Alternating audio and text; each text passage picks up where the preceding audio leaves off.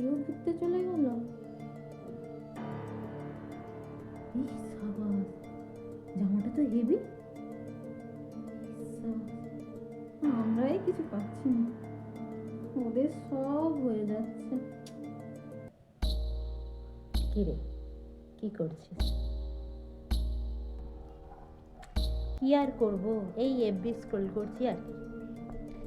বসে বসে FB scroll করছিস আর এটাই ভাবছিস তো তুই ছাড়া সবার লাইফে সব হয়ে গেল।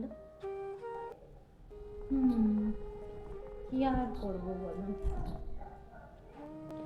কিছুই কি করার নেই?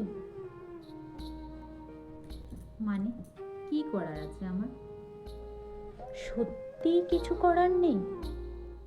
মানে তাহলে কি করব আমি?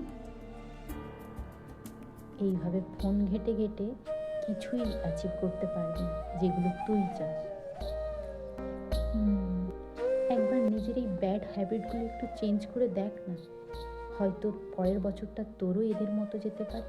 হয়তো তুই সব কিছু অ্যাচিভ করতে পারবি না, কিন্তু কিছু কিছু জিনিস তো তুই অ্যাচিভ করতে পারিস। সামনেই নতুন বছর আসছে, একটা বছর, 12টা মাস, 52টা সপ্তাহ, 365টা দিন।